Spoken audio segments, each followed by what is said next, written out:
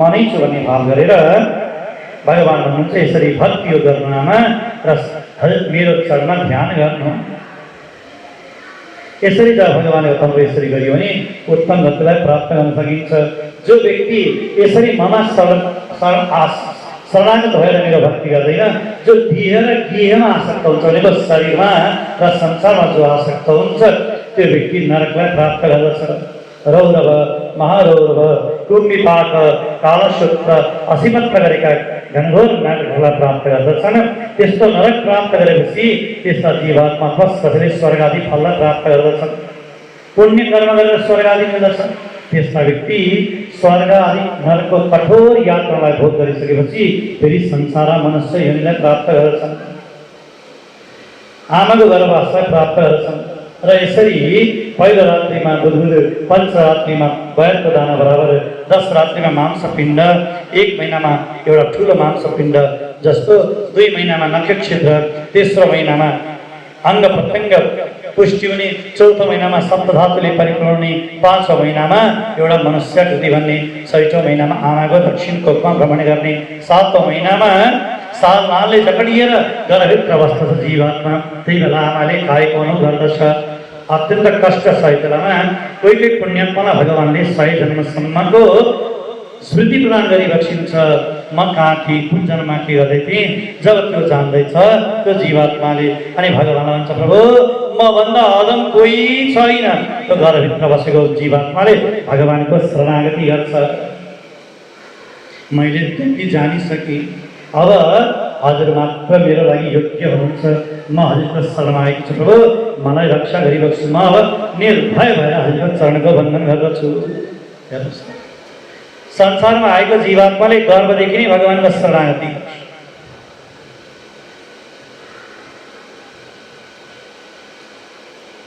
भगवानले यहाँ संसारले भन्नुहुन्छ 3 पल्ट शरणागति गरेको छ। पहिलो भन्दछ, सोहम प्रजामि शरणम ह्यकुतो भयं मे प्रभु। हजुरभन्दा अन्यत्र अभय दिनेबाट मैले जानेको छु, त्यहाँ संसारमा डर नै डर छ, हजुरको शरणागति गर्दछु। त्यस कारण त्यतिले पुगेन, भगवानले भन्नुहुन्छ अरे हिजो अस्ति पनि त्यसै गरिस्, तँलाई विश्वास कसरी गर। फेरि पनि भन्दछ, प्रभु ज्ञानीहरूले हजुरकै शरणागति गरेपछि मात्रै मोक्ष हुन्छ, जन्म र मृत्युको चपेटाबाट मुक्त हुन्छ भनेर भन्नुभएको छ। त्यस कारण म हजुरकै शरणागति गर्दछु। भगवानले ठगिस् पनि भनेर भन्नुहुन्छ अरे, ज्ञानीहरूको वचन हो। जीवात्माले फेरि भन्छ, प्रभु मैले हजुरबाहेक अरू शरणागतमा लिने व्यक्ति देखेको छैन।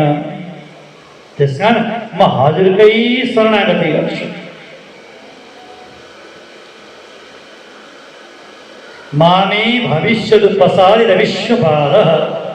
हे प्रभु भूयो यथा व्यसनमे तदनेकरन्ध्रम् मामे भविष्यद प्रसादित विष्णुपालः। हे प्रभु म यो संसारको व्याकुलतामा यति धेरै फसिसकेँ। अब मैले यो डरदेखि अब मैले हृदयमा निश्चय गरेर मैले हजुरको शरणारविन्दको भक्ति गर्नु नै मेरो बुद्धि मानी मैले भन्ने जाने। किन? यदि हजुरको चरणारविन्दको भक्ति गरेँ त म समुद्रकै संसारमा फेरि चुरुम्ब डुब्दछु। मलाई के हुन्छ? यो संसारै प्राप्त हुन्छ, दुःख प्राप्त हुन्छ। यदि मैले हजुरको चरणारविन्दको भक्ति प्रपत्ति शरणागति गरिनँ भने त फेरि मलाई संसारकै दुःख मिल्छ प्रभु। त्यस कारण मेरो अर्को कुनै उपाय छैन। लाचार भएर कहिलेकाहीँ हुन्छ नि व्यक्ति जब केही गर्दा पनि कसै गर्दा पनि पार पाउन सक्दैन अनि व्यक्ति लाचारी भन्छ। र कहिलेकाहीँ हुन्छ नि है, निच्च दान देखाए पनि कहिलेकाहीँ कसैको अगाडि जानु परेको छ, लाज भएको छ, जान मुख देखाउनु भएको छैन, तर पनि लाचारी भएर केही नचरेपछि हजुर तपाईँको शरणमा आए, अब जे गरे पनि गर्नुहोस्, थुके पनि थुक्नुहोस्, जे गरे पनि गर्नुहोस्, अब म केही उपाय छैन मेरो विकल भने जस्तै त्यो घरभित्र भएको जीवात्माले पनि भन्दछ, प्रभु संसारमा हजुरको चरणारविन्द बाहे यो भवरूपी सागरबाट मुक्त गर्ने अरू कुनै उपाय छँदै छैन। त्यसकारण म हजुरकै शरणागति गर्दछु। यसरी त्यो जीवात्माले शरणागति गर्दछ र भगवानले कृपा गरेर त्यो संसारमा आउँछ।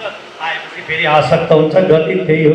यसरी आमा संसारमा आएका व्यक्तिले यदि हरिको शरणागति के अरे मेरो शरणागति गरे भने ती मुक्त भएर जान्छन् भनेर भगवान्ले बताइबक्ष भन्नुहुन्छ। आमा मैले जो ज्ञान उपदेश हजुरलाई बताएँ श्रद्धा भक्ति पूर्वकलाई स्वीकार गरिबक्स्योस्, यो कुनै धर्मध्वजीलाई नसुनाउनु है भनेर भन्नुभयो। यसरी भनिसकेपछि कपिल मुनि त्यहाँबाट जुरुक्क उठेर जानु बुझित भएर देवहूतिले भगवान्को चिन्तन गर्दै गर्दै शरीरलाई पनि भगवान्को भक्तिमा तल्लीन भएर मिलाइदिनु। त्यही क्षेत्रलाई गङ्गा सागर भनिन्छ। यो दियो प्रसङ्गलाई मैत्रेय मुनिजीलाई श्रवण गराउनु भएको छ। सुखदेव हुन्छ राजन परीक्षित अगाडि मैत्रेय मुनिजीलाई सुनाएको प्रसङ्ग बताउनुहुन्छ। मनस्पसद रूपया कृष्ण कन्यासी जग्गी आकृति देवहूतिश्च प्रसूति विश्वतः।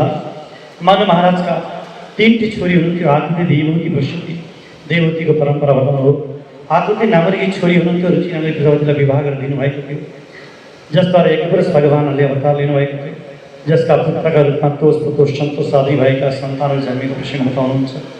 त्यस्तै प्रकारले प्रसूति नामकी छोरी हुनुहुन्थ्यो, जो दक्षलाई दिनुभएको, जसबाट 16 छोरी जन्मिएका थिए, जसमध्ये धर्मलाई प्रधान विवाह गरेर दिनुभएको थियो।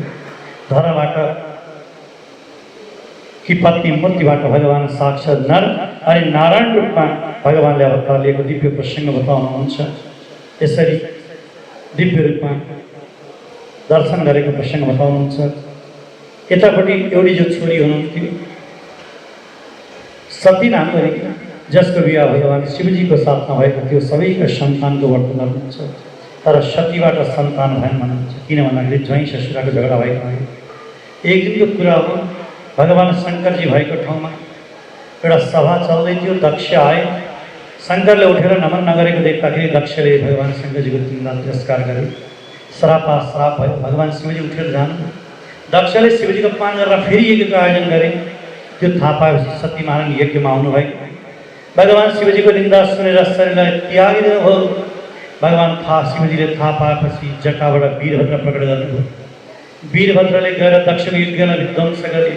पछि देवताले गएर भगवान शिवजीको प्रार्थना गर्नुभयो। शिवजीले आएर त्यो दक्षको टाउकोलाई ढोकाको टाउको जोडेर जीवनदान दिनुभयो। भगवान शङ्करजीको स्तुति गरे। भगवान शिवजीले भन्नुभयो यज्ञ भगवानको स्वरूप आराधना गर। फेरि दक्षले यज्ञको आयोजन गरे। यज्ञ पूर्णाहुति भयो। भगवान प्रकट हुनुभयो। भगवान भन्नुभयो हे दक्ष, म भएँ, ब्रह्मा हुनुभयो, शिवजी हुनुभयो, हामी जगतका कारण स्वरूप हो, त्यसमा कसैको निन्दा तिरस्कार नगर्नुहोस्। तपाईँको तामसी यज्ञ भएको हुनाले यस यज्ञमा म आएको थिइनँ, त्यस कारण हे दक्ष यस्तो नगर्नुहोस् भनेर सम्झाउनु हो। त्यस कारण सती महाराजले पहिले शरीर त्यागेको हुनाले सबैका सन्तान भए, सती र शिवजीबाट सन्तान भएन भन्नुभयो। यसरी छोरीको वर्णन गरिसकेपछि उनी स्वयं मनुका पुत्र हुनुहुन्थ्यो प्रियव्रत र उत्तानपाद। प्रियव्रतले राज्य गर्नु भएन, उत्तानपादले राज्य गर्नुभएको छ। दुईटी पत्नी थिए, सुरुचि र सुनीति नाम गरेका। दुईवटा पुत्र उत्पन्न भएका थिए। सुनीतिबाट ध्रुव नाम गरेका छोरा, सुरुचिबाट उत्तम नाम गरेका। तर राजाले आफ्नै कान्छी पत्नीको बसमा भएर जेठी रानीलाई तिरस्कार गरेका थिए। बाहिर महलमा राखेका थिए। एक दिन घुम्दै ध्रुवजी पिताजीको काखमा बस्नु पर्यो भनेर जानुभएको। कान्छी आमाले शब्द त भन्नुभयो, नमिठो शब्द त भन्नुभएको छैन, भागमा नराम्रो शब्द पनि छैन, मिठो शब्द भन्नुभयो। तर बाण व्यङ्ग्य रूपमा कटु लाग्यो। नवसम नृपदे दृश्यम भवान आरूढ मदति। ए बाबु, तिमी राजाका छोरा हौ, तर पनि तिमीलाई सिंहासनमा बस्ने अधिकार छैन, किनभने तिमीले मेरो कोखबाट जन्म लिएका छैन। हेर, यदि तिमीलाई राजाको सिंहासनमा बस्ने इच्छा छ भने तपसा राज्य पुरुषम तस्य भानुग्रहेण। मिठो शब्द भन्छ। भगवान आराध्य पुरुषको आराधना गर। भगवानका कृपा प्रसादले तिमीले मेरो गर्भवासलाई प्राप्त गर्नेछौ, मेरो गर्भ जन्मिनेछौ, बन्द गरेर बस्न पाउँछौ। त्यो भनेको त एक प्रकारले मर अहिले अनि फेरि जन्म लियो भने शब्द असह्य भयो। रुँदै जानुभयो। आमाका काखमा गएर गर्दै हुनुहुन्थ्यो। सोध्नु के भयो भक्काउन छोडी रुँदै हुनुहुन्थ्यो ध्रुवजी, तर केही भुल्नु भएन। बालकले आएर सबै समाचार सुनाइदिए राजभवनमा भएको। सुनीतिले भन्नुभयो बाबु हेर, तिमीले सानी आमाले दुर्वचन बोले पनि तिमीले सानी आमाले कहिले वैभाव नराख्नु है। कसैप्रति वैभाव नराख्नु, भगवानले दण्ड दिनुहुन्छ अपराध। जसले अपराध गर्छ त्यसलाई दण्ड दिने भगवानको काम हो। त्यस कारण तिमीले चाहिँ कहिले यस्तो काम नगर्नु है। तिमीले सानीले राम्रो भाव राख्नु होइन। सम्झाउनुभयो तिम्रा हजुरबाहरूले पनि त भगवानको आराधना गरेर दिव्य पद पाउनु भएको, ब्रह्माजीले ब्रह्मपद पनि भगवानको आराधना गरेर पाउनु भएको, स्वयं मनु तिम्रा हजुरबाले पनि भगवानको आराधना गरेर पाउनु भएको छ।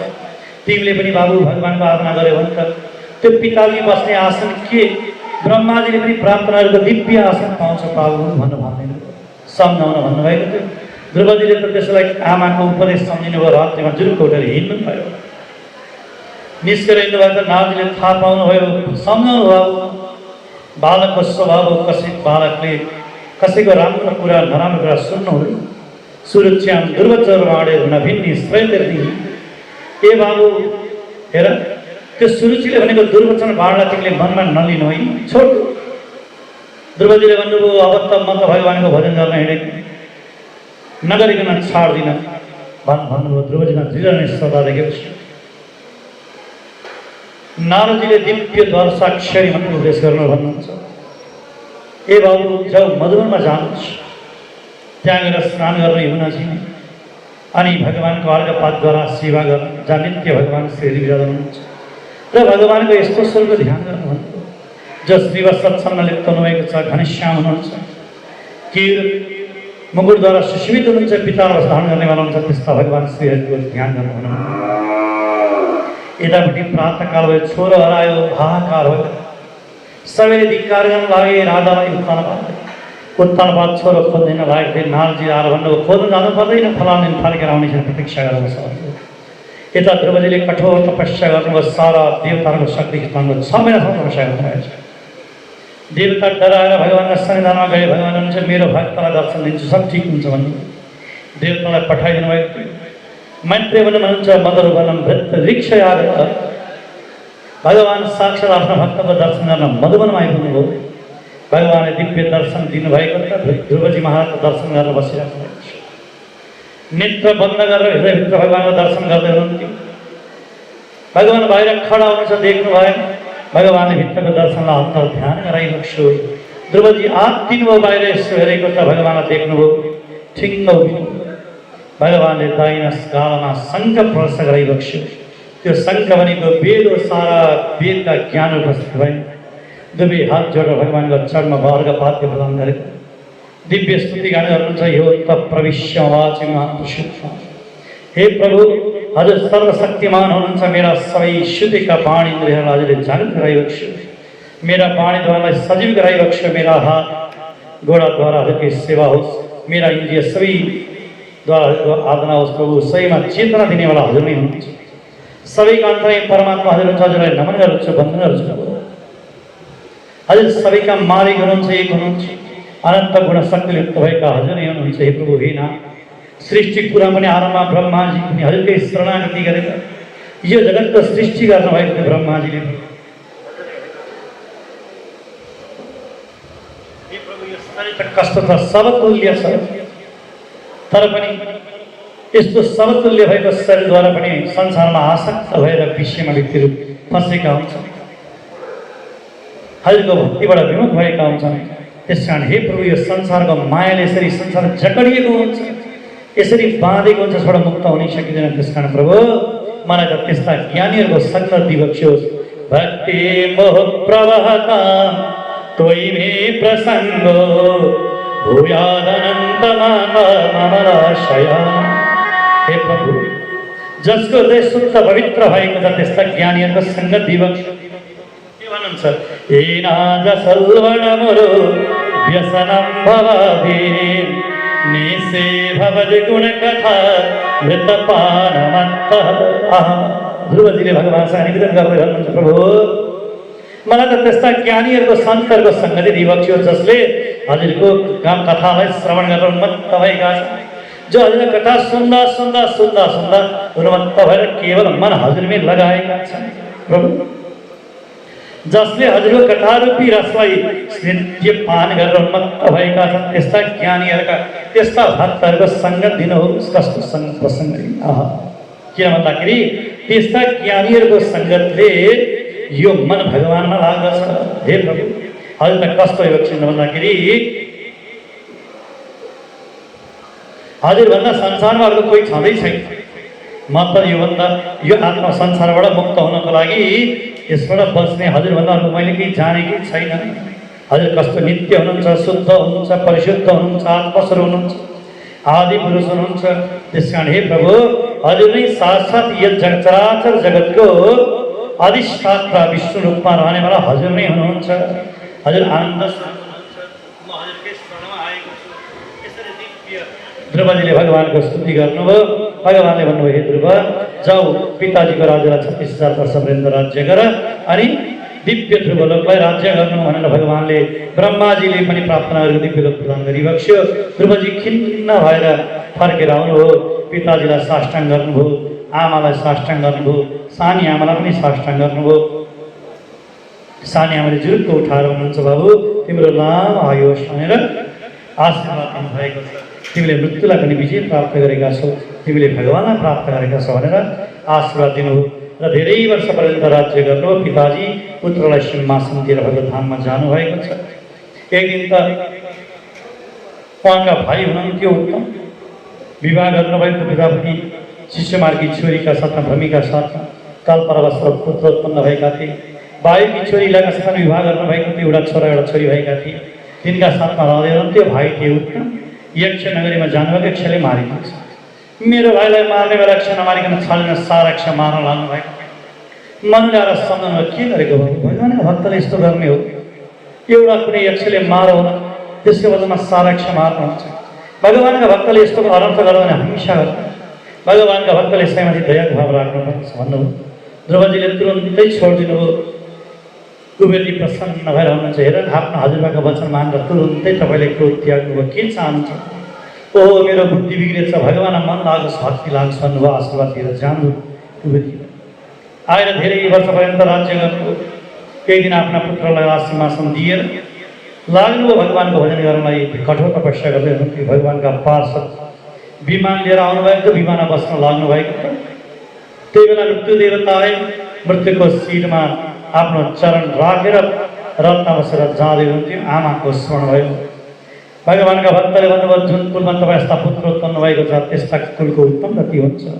हेर्नुहोस् त आकाशतिर भन्नुभयो। यसो आकाश फर्केर हेरेको थियो। आफ्नै आमा दिव्य विमान बसेर जाँदै गरेको देख्नुभयो। ध्रुवजी ध्रुवलोकमा गएर बस्नु भएको छ। यही दिव्य प्रसङ्ग बताउनुहुन्छ। यो दिव्य कथालाई प्रचारका बिचमा नारदीले वर्णन गर्नुभएको छ। सोध्नुभयो अगाडि वर्णन गर्नुहुन्छ ध्रुवको वंशमा गएर मुनिले ये अङ्गका राजा हुनुहुन्थ्यो। उहाँको पुत्र बेन थियो, साह्रै दुष्ट थियो। अन्त्य वैराग्य भएर भगवत धाममा जानुभयो। बेन दुष्ट भएको हुनाले ब्राह्मणहरू यज्ञ नगर, दान नगर, ब्राह्मणले फटकार लगाएका थिए। फेरि पनि ब्राह्मणलाई गाली गर्नु। ब्राह्मणले हुङ्कार गर्नुभएको ती नष्ट भयो। बेन नभएको राजा नभएको उहाँ चोरी ढकडी भन्नु भएको थियो। ब्राह्मण आएर फेरि बेनलाई जीवित पार्नु पर्यो भन्न लाग्नु भएको थियो। जङ्गा मथन गरेको निषाद उत्पन्न भयो, त्यसलाई निषिद्ध भन्नुहुन्छ। त्यहीबाट निषाद हुन्छ परम्परा उत्पन्न भएको छ। बाहुबल मथन गर्नुभएको त्यहाँबाट पृथ्वीमार्ग प्रकट हुनुभयो। ऋषि महारानी साक्षात् भगवती लक्ष्मी रूपमा पदार्थ दिनुहुन्छ। बोल पृथ्वीवतार भगवानको सबैले प्रजा स्तुति गरेका छन्। राज्य अभिषेक गर्नु। ब्रह्माजीले पनि विभिन्न प्रकारको आभूषण प्रदान गर्नुभएको छ। इन्द्रले किरीट कुण्डल दिनुभएको छ। धनराजले दण्ड प्रदान गर्नुभएको छ। भगवती पार सरस्वतीले हार प्रदान गर्नुभएको छ। भगवान श्रीहरिले चक्र दिनुभएको छ। चन्द्रमाले छत्र दिनुभएको छ। त्यस्तै प्रकारले त्वष्टाले सुन्दर आश्रय रथ प्रदान दिनुभएको छ। अग्निदेवताले चाप दिनुभएको छ। त्यस्तै पृथ्वीले पादुका प्रदान गर्नुभयो। आकाशले छत्र दिनुभएको छ। यसरी सबैले सबै वस्तु दिएर राजाको रूपमा स्वीकार गर्नुभयो र हे राजा हजुर जस्ता सौभाग्यशाली राजा पाएर हामी धन्य छौँ भन्नुभयो। पृथ्वीले भन्नुभयो हे सुत हे मानव हे बन्धुजन मैले कुनै कार्य गरेकै छैन। जब गर्छु प्रशंसा गर्न लाग्नुभयो। प्रजाले भने हो कस्ता राजा, तर प्रभु हामी त खान नपाएर मरेका छौँ भन्नुभयो। त्यही बेलामा राजाले पृथ्वी देवी भोजन देऊ, मेरा प्रजाको भरण पोषण गर भन्नुभएको। पृथ्वीले दिनु भने धनुष सुधाएर पृथ्वीलाई मार्छु भनेर लाग्नुभएको। पृथ्वी गाईको धान गरेर भाग्न लाग्नुभयो। भाग्दै भाग्दै जानुभयो। चारतिर काहीँ आफ्नो आश्रित पाउनु भएन। ए वसुदेव तँलाई नमारिकन छाड्दिन, मेरो प्रजाको पालन गर भन्नुभएको। अर्को पृथ्वीले आएर पृथ्वी महाराजको स्तुति गर्नुभएको छ, गान गर्नुभएको छ। तपाईँका पिता पुर्खा सबै पापी भएको हुनाले अन्नबाली सबै सकिएको छ, मलाई दोहन गर्नुहोस् भन्नुभयो। गाई ध्यान गरेकी पृथ्वीलाई उहाँहरूले दोहन गर्नुभयो। त्यही बेलामा देवताले बृहस्पतिलाई बाछा बनाएर आफूलाई चाहिने वस्तु दोहन गरेका छन्।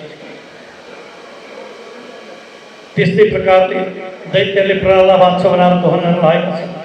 गन्धर्वहरूले पनि दोहन गरेका छन् विश्वासलाई बाछा बनाएर। त्यस्तै पितृहरूले हरिमालाई बाछा बनाएर दोहन गरेका छन्। त्यस्तै प्रकारले विद्याधरले नवसीलाई बाछा बनाएर आफूलाई चाहिने वस्तु दोहन गरेका छन्। भूत प्रेत पिशाचहरूले पनि आफूलाई जे जे वस्तु चाहियो त्यो दोहन गरेका छन्। नागहरूले तक्षकलाई बाछा बनाएर दोहन गरेका छन्, जसलाई जे चाहियो सबै दोहन गरे। त्यसैद्वारा सबै परिपूर्ण भई पालन भरण पोषण उहाँले सबैको रक्षा गर्नुभयो। अश्वमेध यज्ञ गर्नुभएको घोडा छोडेर लिएर गए इन्द्र महाराजले। त्यो घोडा लिन जानुभएको पितृमार्चका इन्द्रले घोडा सन्यासीको स्थान चोरेर लिएर गएका थिए। सन्यासीको स्थान गरेको देखेर घोडा लिएर आउनुभयो, इन्द्रलाई छोडिदिनुभयो। अत्रि हुनुहुन्थ्यो, अत्रिले भन्नुभयो, ए यो इन्द्र यसलाई मारिहाल्नु, तर पनि मार्नु भएन स्वरूपमा देखेर। त्यस कारण कहिलेकाहीँ भेष पनि चाहिन्छ। साधुहरूको भेषले पनि कहिलेकाहीँ बन्धन गर्छ। ज्ञानीहरूलाई भेषलाई पनि श्रद्धा गर्नुभएको हुन्छ। सो फेरि पनि त्यसै गरी जब तेस्रोपल्ट इन्द्रले घोडा छोडे, इन्द्रलाई मार्छु भनेर यज्ञद्वारा भन्नुभएको थियो। ब्रह्माजी आएर सम्झाउनुभयो, यज्ञ सम्पन्न भयो। भगवान् प्रकट हुनुभएको छ, हे प्रभु के चाहन्छ भन्दाखेरि प्रभु हजुरले 1000 काम दिइबक्स्योस्, हजुरलाई सबै कथा सुन्न पाइयो भने प्रार्थना गर्नुभयो।